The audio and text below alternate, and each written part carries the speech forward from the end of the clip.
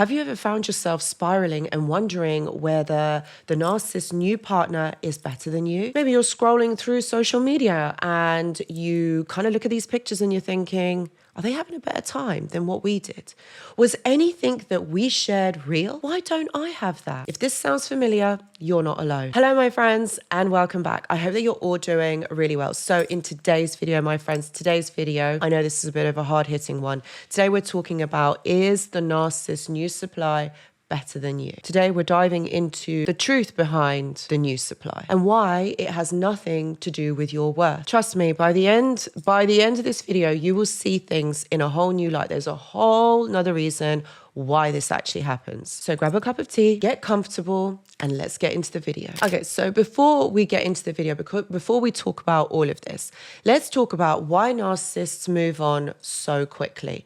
There is one reason and one reason only, and that's all to do with connection. The narcissist isn't able to connect to you in a genuine way. Okay, it's not even a connection. It's not even a bond. It's all very surface level, and it's so much more about control, manipulation, and to be able to serve them. How? You're going to say to me, Anushka, like how do they do that? Well, basically what it is they trap you into some sort of a dynamic. They tell you things that they think that you want to hear, making you feel really good. So you're high, like you're feeling on this emotional high, you feel addicted, you feel obsessed, you feel so good, you feel so validated and seen. But once you reach that point, they then drop you on your head. And basically they do a 360 and they remove all emotional attention from you. And so throughout this whole relationship, you go through a cycle of value, devalue, and discard. Value, devalue, discard. And then eventually it comes the final discard before they actually leave you for someone else. And the reason why they go looking for a new supply, well, there's a variety of reasons.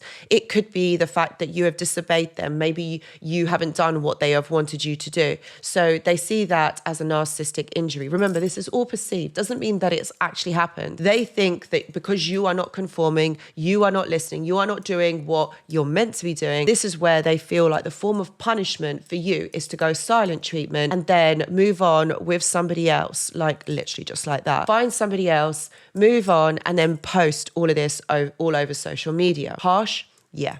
I know. But the thing is it really an upgrade? Like, I mean, is this person an upgrade? I mean, how long does it take for a narcissist to be able to get another person? Well, in most cases, they're already talking to this person. Once they're in that cycle of value, devalue, they've got like a few options on the go. This is all because, like what I was saying earlier, they don't connect on a genuine, deep level. More like they don't really connect anyway. So what they are doing is they're always scouting the environment to find somebody, to have somebody there. They're always flirting. It's always about validation. So the thing is it really an upgrade? Well, it's whoever's available at that time that is going to fall for the narcissist's lies. They're not going to question the narcissist. It's not about an upgrade. It's more about who is more malleable, who is not going to question the narcissist and just get on with things. The thing is, this can be something that eats away at us. I mean, we compare ourselves to this new person and we think, we create these stories and we think that maybe this person was chosen over you because you let them down or maybe you weren't good enough. Of course, this hurts our validation, but ultimately it's not about that. Think of the person that consumes attention the way that we consume food. We need food every day. We need food at least 3 times a day, maybe twice. This is the same for the narcissist.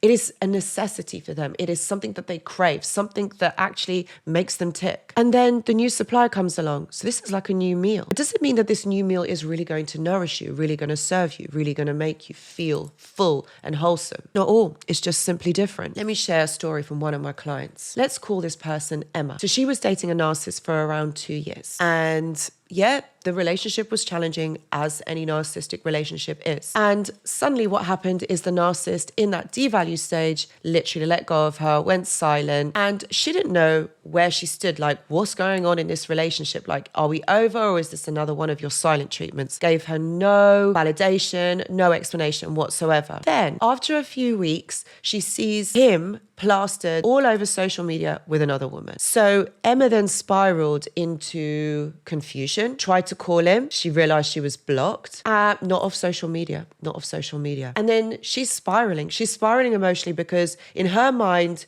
she wasn't sure whether this was really over. Still wanted to kind of connect with him and talk about it, but wasn't given any of those options. So basically, she sees them two on social media and it hurts her. It cuts deep. And I know that this story or this experience is not uncommon. And maybe it's one of yours too. Then Emma started questioning, is this woman more attractive than me? Is she more successful? Why has he chosen her? What is it about her that he sees that he wants and not me? But you see, these are common tactics. And what happens is Emma then started to obviously question herself. She went into insecurity. She started comparing herself to this other person, which again creates self-doubt. You to start questioning yourself, start questioning your reality and feeling like basically you're not good enough. This is exactly what they do. This is exactly why they want you to feel like this. Do you know why? Because they want you to remain stuck. They don't want you to move on, because you know why, my friends? At some point, they're going to come back for you. They think because they've left you on the floor, a pile of rubbish, you're crying, you're upset, you just don't know what is truth, what is lies, what's fantasy, what's illusion. And they think that at some point they're able to come back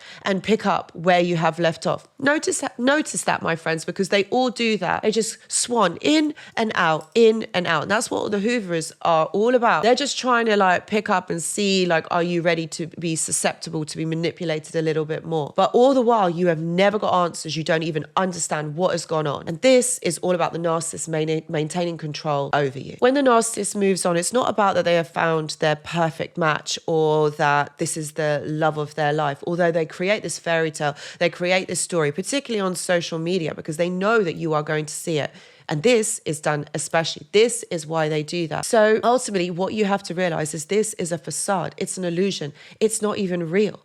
That's why they do it, because it leaves you confused. You never get any closure. You never get any understanding as to why this has happened. So it leaves it up to you to then question and then to try and understand what really is going on and why this has happened. And in the end, you start questioning yourself, because remember, if you're in a state of confusion, you're upset, you don't really believe in yourself, then what happens is it means that you are then upset, you are easier to control, you're more malleable. One of the hardest things, okay, I completely get it, is seeing a narcissist with somebody else. And it feels really personal, doesn't it? It's really hard hitting because you thought that you had something special with this person. Although you're so confused and you don't realize why you haven't been able to get over this person, like why you've never got answers. You remain stuck. That's why it cuts so deep. Because you just don't know, you don't have the answers. Narcissist isn't going to come out and say, hey, I'm a narcissist and I do this. This is what I do to keep control over you. No, this is about you seeing the truth behind all of this. You seeing the truth of what this really is and being able to see it and move forward, obviously with the guidance and the help of others. This is about looking after yourself. It's about putting boundaries in place. Maybe don't look on their social media and know that actually with this new supply, this person is going to go through the same thing that you did. There's no such thing as a healthy or a successful relationship with a narcissist. They don't work. Never in my years of doing this, like talking with you guys and doing YouTube videos, have I ever known for a narcissistic relationship to work out and be okay. Remember that, my friends, it doesn't. These are toxic dynamics and they're manipulation tactics that are being used against you. How can that be healthy? How can that work? If you find yourself questioning this, or maybe you have gone through something like this, please know that I do offer one-to-one consultations. Please see the description box below. Guys, thank you so much for watching, and I hope to see you in the next video. Goodbye.